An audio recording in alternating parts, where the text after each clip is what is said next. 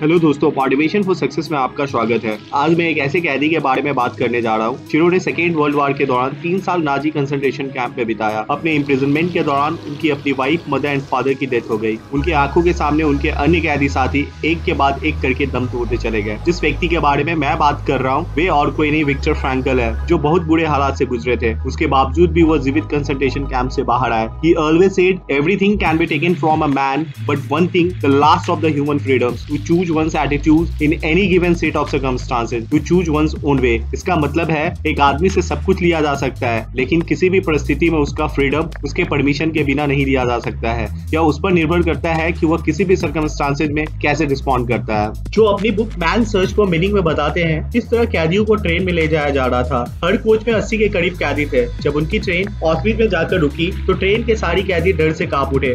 ऑस्विट्ज का मतलब कब्रिस्तान और गैस चैम्बर था। उन्हें अपने सामान को ट्रेन में ही छोड़कर उतर जाने को बोला गया। कंसंट्रेशन कैंप पूरी तरह कांटेदार तार से घेरा हुआ था। ट्रेन से उतरने के बाद उन्हें लाइन में खड़ा कर दिया गया। ऑफिसर कैदियों को लेफ्ट या राइट में जाने को बोला। कमजोर लोगों को लेफ्ट जाने को बोला जा रहा था और 90% लोगों को लेफ्ट जाने को बोला गया। कुछ समय बाद विक्टर फ्रैंकल को पता चला कि लेफ्ट में जाने वाले लोगों को गैस चैम्बर में बंद करके जिंदा जला दिया जा रहा था, क्योंकि कमजोर लोगों को कैंप का बोझ समझा जाता था। राइट में जाने वाले लोगों को क्लीनिंग स्टेशन लेकर जाया गया, जहां उनसे उनका पूरा सामान ले लिया गया और उनके पूरे कपड़े उतरवा दिए गए। इतना ही नहीं, उनके बॉडी से पूरे बाल को भी शेव करा दिया गया। उन्हें महीनों तक नहाने नहीं दिया जाता था। काम करते करते उनके हाथों पे छाले पड़ जाते थे। कैदियों को इतना टॉर्चर किया जाता था कि उन लोगों को बिजली की तार को छूकर सुसाइड कर लेने का मन करता था। उनको हमेशा यह डर सताता था कि बाकियों की तरह हमें भी गैस चैम्बर में डालकर जिंदा न जला दिया जाए। गार्ड अक्सर उन्हें बिना वजह के पीटा करते थे। हर समय मौत का डर उन्हें सताया करता था।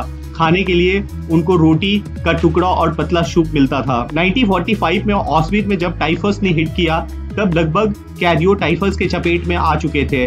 Despite of that they were not getting medical facility. Finally एक दिन विक्टर फ्रैंकल का भी आखिरी दिन आ गया, जब बैटल फ्रंट कैंप तक पहुंच गए और सारे कैदियों को वहां से फ्री करा ले गया। विक्टर फ्रैंकल के अनुसार नाजी कंसंट्रेशन कैंप के कैदी वहां के मेंटल स्ट्रेसेस के कारण केवल कैदी नहीं थे, लेकिन अपने इनर डिसीजन के कारण भी वहां के कैदी बन गए थे। As of now, India is also suffering from second wave of COVID-19. Many of us have lost their own and going through financial crisis. Situation चाहे जितनी भी worst हो, आपको हरा नहीं सकती है। So make your inner decision to come out from depression and bad situation. Life is all about to move on. So be Viktor Frankl of your life. Viktor Frankl always said, life can be pulled by goals just as surely as it can be pushed by drives. So please keep yourself motivated. Thanks for watching the video. If you really like the video, then please subscribe and share.